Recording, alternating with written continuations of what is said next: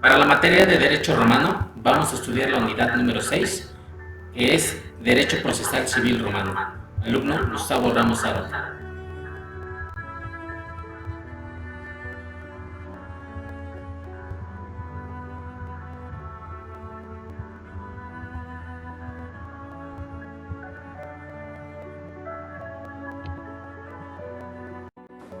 Precedente. Ius civile, también conocido como derecho quiritario o derecho de los quirites, es un término proveniente del latín que significa derecho ciudadano o derecho civil, y era aquel conjunto de leyes comunes que les eran aplicadas a los ciudadanos en la antigua Roma. En la prehistoria romana existió como primera fase la venganza privada, donde el más fuerte o el más hábil recurre a la violencia indiscriminada para imponer su voluntad sobre los demás. El agravio, con ayuda de la tribu o la familia tomaba la justicia por su mano. Posteriormente se limitó después de la denominada ley del talión, que autorizaba imponer al ofensor la misma lesión o daño causada a la víctima. Se encuentran ciertos visos del antiguo régimen del talión en la ley de las 12 tablas, así como en los rituales de la legis actio o sacramento in rem, el cual discutiremos más adelante con el transcurrir del tiempo. Se van imitando las actuaciones violentas a través de las leyes como la Tinia del siglo II a.C.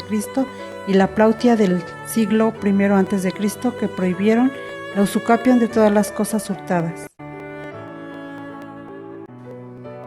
2. Derecho subjetivo.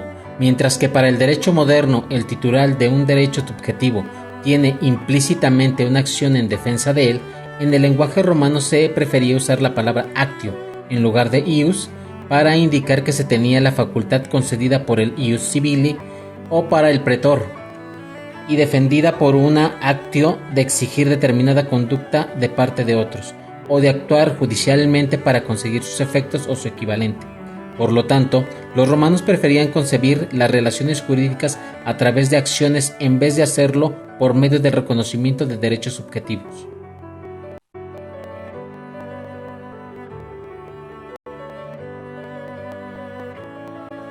(3) El proceso civil. El derecho romano distingue al proceso penal o criminal del civil. El primero tiene la finalidad de imponer una pena aflictiva al que ha cometido un delito. Esto es, se busca aplicar la sanción por la infracción de aquellas normas cuya ejecución controla directamente el Estado. En cambio, el proceso civil tiene la función de defender el derecho subjetivo de un particular frente a otro sujeto. Proceso civil romano. Evolución histórica. Venganza privada. En los primeros tiempos de Roma, los conflictos se dirimían con el uso de la violencia. Se recorría a la violencia indiscriminada y a las luchas en donde el vencedor era el más fuerte o el más hábil, imponiendo con ello su voluntad hacia los demás. Con el advenimiento de las creencias mágico-religiosas, el uso de la violencia quedó sometida a ciertos ritos y ceremonias en duelos, vigilados por los sacerdotes, demostrando la decisión favorable de los dioses a quien mejor realizaba los ritos. Venganza medida. La venganza desmedida se limitó al uso de la ley del talión regulada por la ley de las 12 tablas, autorizando al ofendido a imponer al ofensor una lesión o daño igual al que se le causó. Composición legal. El ofendido podía renunciar al uso de la fuerza física a cambio de un pago compensatorio, primero voluntario y después impuesto por la ley. Al principio, el Estado solo intervenía para limitar y regular la reacción privada. Con el tiempo, la autoridad pública fijó los medios legales para obtener la reparación, así como la cuantía de la sanción. Justicia privada. Con el tiempo, el Estado logró imponer un conjunto de normas tendentes a regular la participación de los particulares en la administración de la justicia, surgiendo así el procedimiento civil. El primero lo constituyó el Ordo Iudicum Privatorum, dividiéndose el juicio en dos fases, la primera ante el magistrado in judicium y la segunda ante el juez privado apud judicium, representando con ello el equilibrio entre la justicia pública y la justicia privada, administrada por un juez o árbitro designado por las partes. Pertenecieron a estos dos procedimientos que coexistieron durante algunos decenios: las acciones de la ley, legis actiones, y el procedimiento formulario, per formulam. Justicia pública, la última fase de la evolución de la administración de la justicia. Supuso la intervención completa del Estado, por lo que se creó el tercero de los procedimientos civiles, la cognitio extra ordinem, en donde el magistrado, como representante del poder público, no solo conocía de la demanda, sino que él mismo era quien resolvía el conflicto dictando la sentencia. A. Ordo judiciarum privatorum. Magistrados, atribuciones. Tener la facultad para pronunciar o decir lo que es derecho en un litigio concreto. Jurisdictio. De acuerdo con lo siguiente, daré, designa la concesión de juez o árbitro, electo por las partes o nombrado por el magistrado. También se entiende como la facultad de conceder o denegar acción o excepción. Dico, ius, dicere, alude a todas las declaraciones que el magistrado pronuncia en relación con el derecho que debe aplicarse en el proceso. Adico, adicere, comprende todos los actos que atribuyen derechos constitutivos a favor de una de las partes que actúa en el proceso, en los casos de excepción del procedimiento formulario, en los que el magistrado debe intervenir en la segunda fase de ordo judiciarum privatorum, requiere la cognitio, es decir, la facultad para poder dictar sentencia. Clases. En la monarquía, la jurisdictio se concentraba en el rey. Al implantarse la república, esa atribución la tuvieron los cónsules, así como sustitutos provisionales, el interrex, los decemviri legibus, scribundis y el dictador. El pretor urbano y el peregrino, para algunas materias los ediles y censores en Roma y los gobernadores en las provincias. Durante el principado, además, tenían dicha facultad los prefectos en los municipios, el procónsul y el cuestor en las provincias senatoriales y el legatus augusti en las provincias imperiales. Jueces. Derechos. La judicatio es el derecho para que el juez privado pueda decir mediante opinio cuál de las partes tiene o no derecho y emitir una sentencia, judicaum.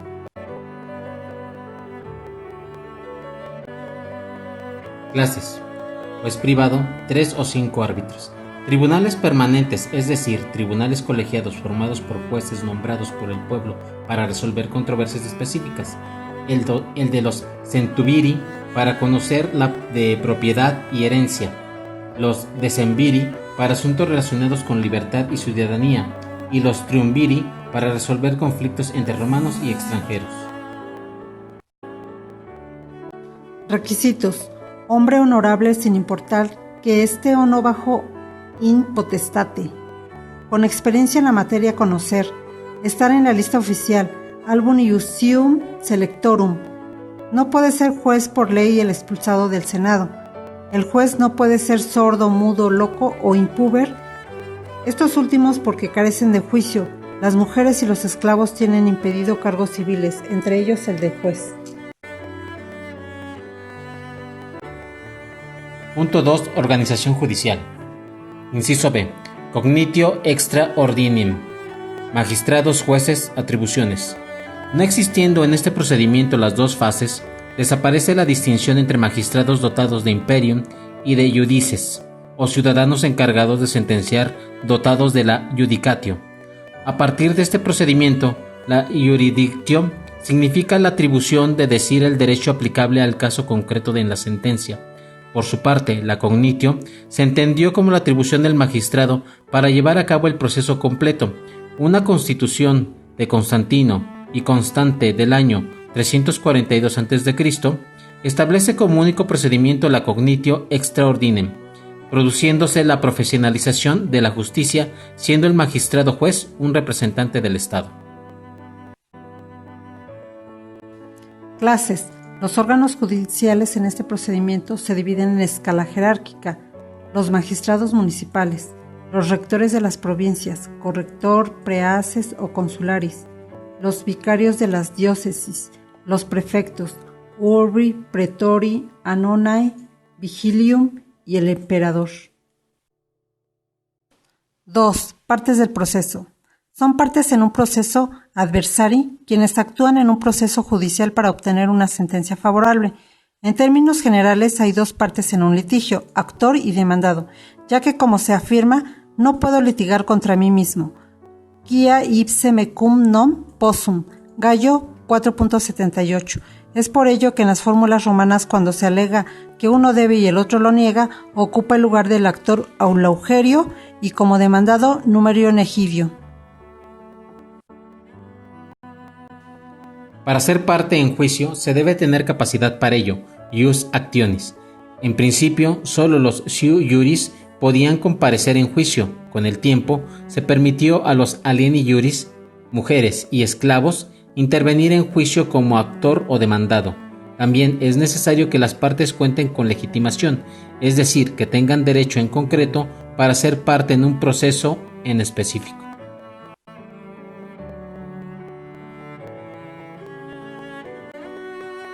Actor.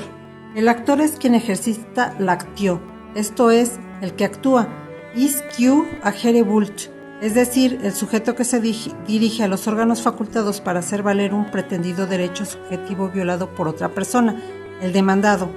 El demandado o reus is cum q agitur, es la persona que quien el actor afirma que lo vulneró su derecho.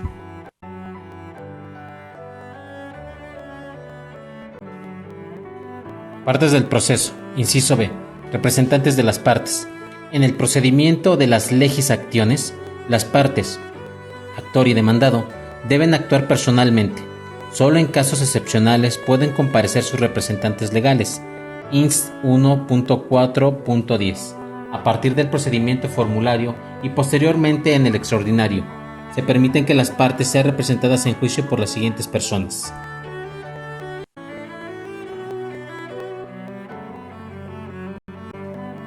Cognitor, representante del actor o demandado.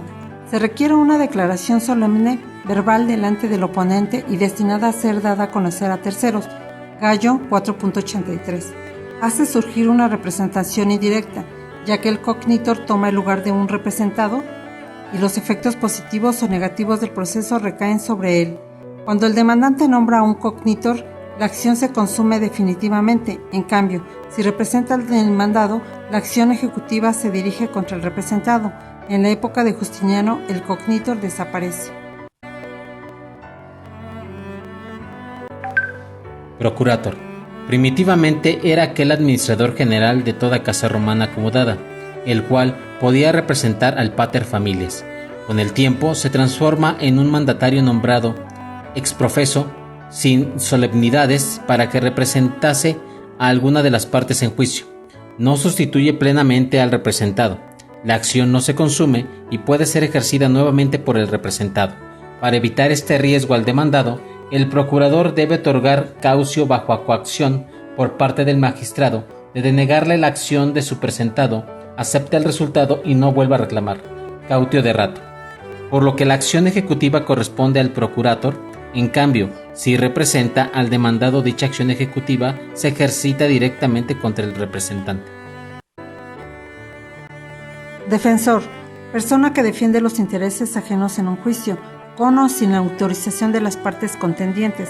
Para poder comparecer, el magistrado le obligaba a otorgar caución. Advocatus.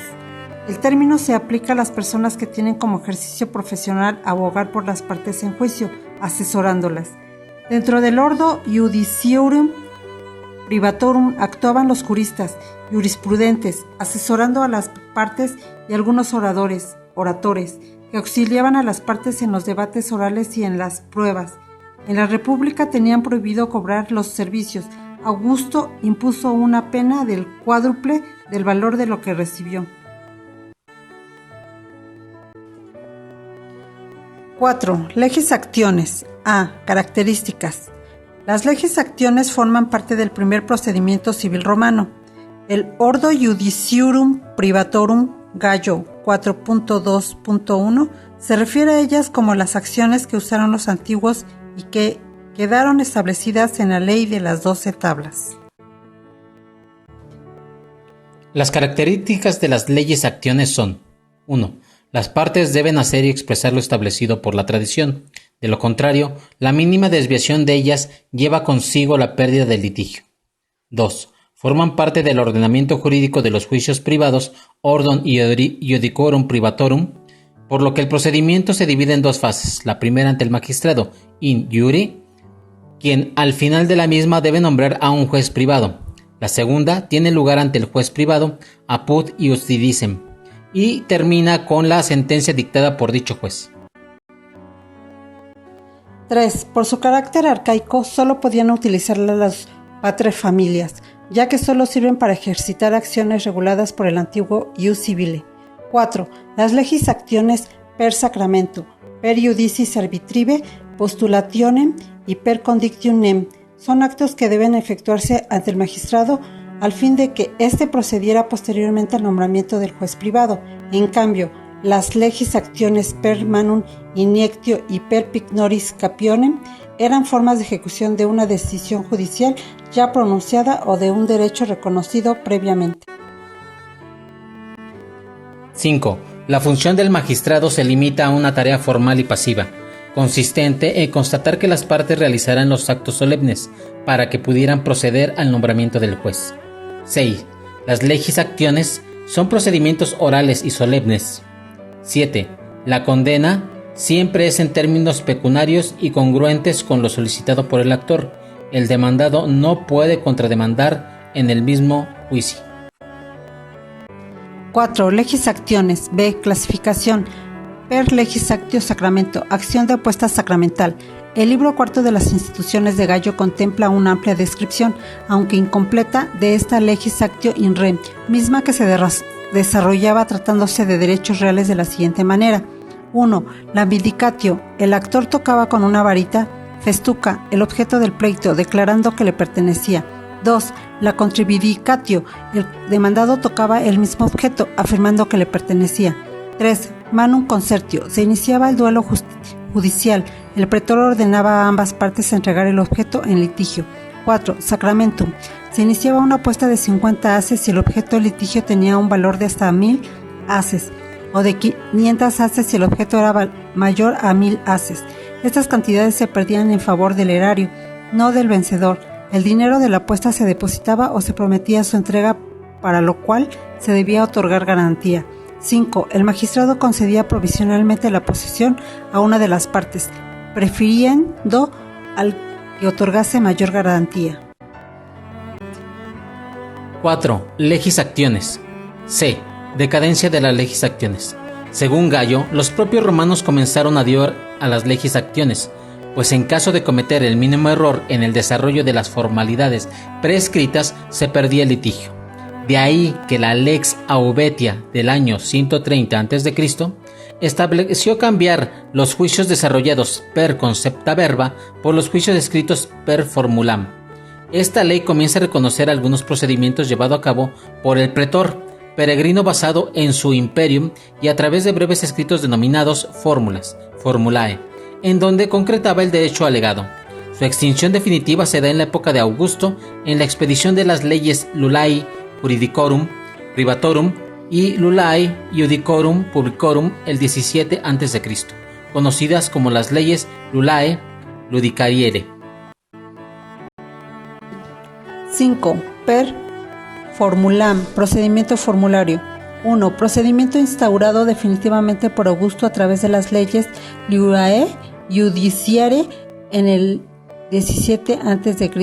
2. Aplicable tanto a ciudadanos como a extranjeros. 3.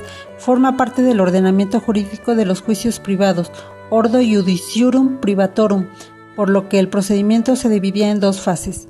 La primera ante el magistrado in iuri, quien al final de la misma debía nombrar a un juez privado. La segunda tenía lugar ante un juez privado, apud iudicem, y terminaba con la sentencia dictada por dicho juez.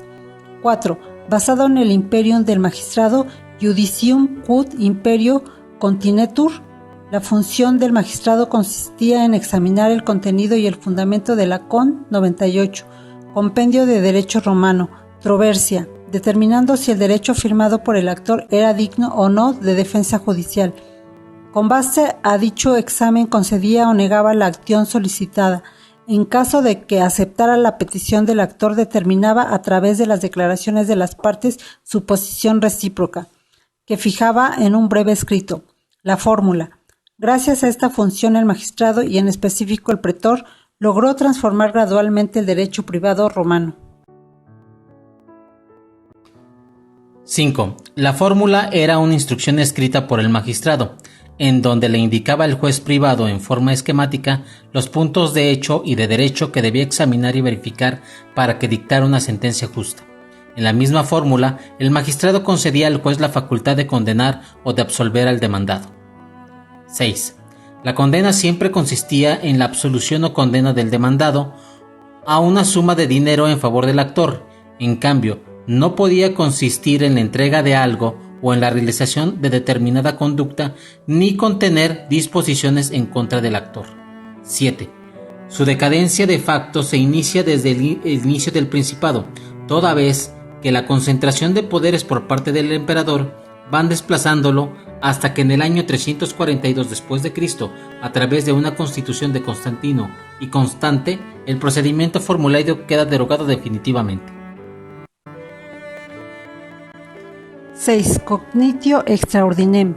La cognitio es la actividad jurisdiccional del magistrado, esto es, la facultad que le atribuye la posibilidad de no solo decir el derecho, sino de dictar la sentencia. El magistrado asume el proceso entero en todos sus momentos. Coexiste desde la época de Adriano con el procedimiento formulario, de ahí lo extraordinario del procedimiento. Sin embargo, acaba por desplazar el formulario. Las características más relevantes son: 1. Se desarrolla íntegramente ante un magistrado, juez, funcionario público que actúa en nombre del emperador. 2. El magistrado, juez, instruye, conoce y resuelve el asunto, con lo cual se convierte en un procedimiento uniinstancial. 3. Al ser el magistrado el juez, un delegado del emperador y por ende del Estado, los gastos devengados en juicio deben ser cubiertos por las partes. 4. La citación del demandado reviste un carácter semioficial. El demandado puede ser citado en forma privada, pero a partir del derecho posclásico también existió ya el emplazamiento por orden judicial o por edictos. 5. Los trámites procesales deben de ser por escrito. Se levantan actas en cada una de las sesiones. 6. El actor debe presentar con el escrito de demanda las pruebas en que intenta valerse y lo mismo debe hacer el demandado en su contestación. 7. La acción y la excepción pierden su tipicidad. A partir de este procedimiento son solo formas de pedir protección jurídica, aunque conservan su nomenclatura clásica. 8. Prevalece la prueba documental sobre la testifical. 9. La sentencia puede ser impugnada mediante el recurso de apelación ante un magistrado juez superior jerárquico. 7. Clasificación de las acciones. La acción es el derecho del individuo de perseguir en juicio a través de la intervención de los órganos que está al frente de la administración de justicia, el objeto del derecho subjetivo, esto es, de intentar conseguir el efecto de la conducta positiva o negativa que se tiene derecho de exigir de otros. Para el derecho romano, el significado de actio sufrió una constante evolución. En las legis actiones eran las declaraciones formales y rituales de las partes ante el magistrado. En el procedimiento formulario, la petición concreta de una fórmula al pretor, y en el procedimiento extraordinario, la facultad de demandar y de obtener la protección del representante del poder público. Clasificación. 1. Por su fuente de creación.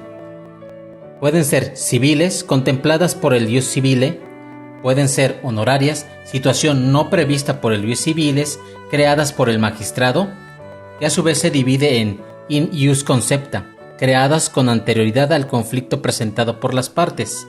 Pueden ser in factum concepta, aquellas que no existen con anterioridad al conflicto, pero que el magistrado mediante el uso del ius edicendi crea nuevas acciones, y estas se dividen en útiles, acciones inspiradas en un modelo de acciones del ius civiles, fictacie, acciones en cuya fórmula el pretor ordena al juez que juzgara fingiéndose la existencia de un elemento de hecho o un derecho que en realidad no existía, y el in factum, acciones concedidas por el pretor para una relación no prevista por el ius civile.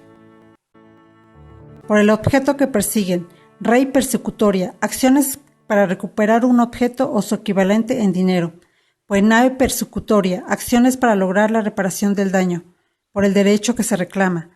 In rem, acciones otorgadas para la protección de un derecho subjetivo en relación a un derecho real. In personam, acciones otorgadas para la protección de un derecho subjetivo derivado de una obligación. Las acciones personales reciben también el nombre de condicciones.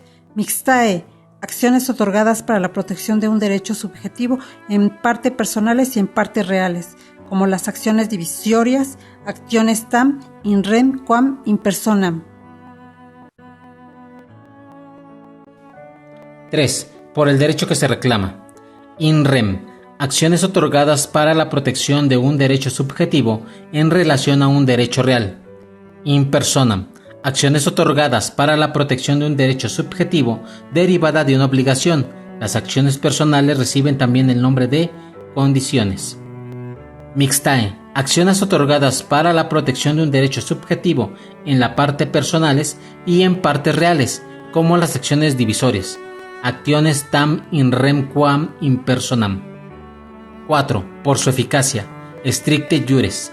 El juez debe juzgar según las indicaciones expuestas en la fórmula sobre las cuestiones de hecho y sobre las pretensiones jurídicas objeto del pleito, sin tomar en cuenta otras consideraciones.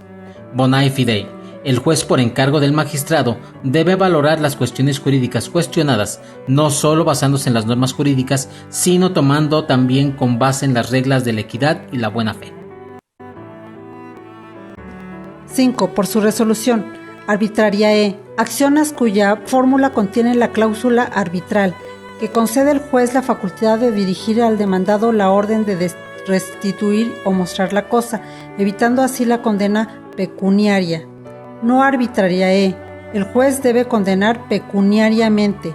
6. Por su duración. Perpetuae, creadas por el ius civile, no tenían límite de tiempo para interponerlas. Teodosio II, en el año de 424 después de Cristo. Establece la prescripción de las acciones civiles a los 30 o 40 años, contados desde que surgió la facultad de ejercitarlas. Temporiae, creadas por el ius honorium, prescribían al año.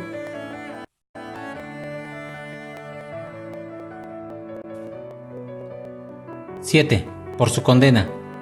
Condena simple. El juez sentencia solo por el valor de lo reclamado. Sentencia doble. El juez sentencia por el doble del valor de lo reclamado. Sentencia triple. El juez sentencia por el triple del valor de lo reclamado. Sentencia cuádruple. El juez sentencia por el cuádruple del valor de lo reclamado. 8. Por el sujeto que las ejercita. Privatae. Acciones concedidas a los particulares para la tutela de sus derechos subjetivos. Populares. Acciones concedidas a cualquier ciudadano para la tutela de los intereses públicos. 8. Clasificación de los interdictos. Concepto. Órdenes decretadas por el pretor para mantener la paz y la seguridad en las relaciones privadas, en especial para hacer respetar situaciones de apariencia jurídica, a fin de que las reclamaciones contra las mismas se hagan procesalmente, no de propia mano y no se perturbe la paz pública. Tales medidas son emitidas para el magistrado a instancia de las partes, en presencia de ambos litigantes, después de un conocimiento sumario de la relación controvertida. En el derecho justiniano, los interdictos conservan su nombre pero no se convierten en acciones procesales. Clasificación restitutorias. Restituir una situación original. Entregar una cosa. Vege interdictum quorum bonorum. Devolver una cosa. Vege interdictum de clandestinidad possessione. Exhibitorias. Mostrar una cosa. Vege en caso de robo. Mostrar un documento. Vege en caso de testamento. Mostrar una persona. Vege en caso de secuestro. Prohibitorias. Veda, en materia de derecho privado, la realización de alguna conducta. VG, no hacer algo. Veda, en materia de derecho público, el efectuar alguna conducta. VG, enterrar cadáveres en vía pública. Por los efectos que producen entre las partes simples, cuando solo una de las partes en conflicto debía obedecer. Compuestos, cuando ambas partes en conflicto debían obedecer.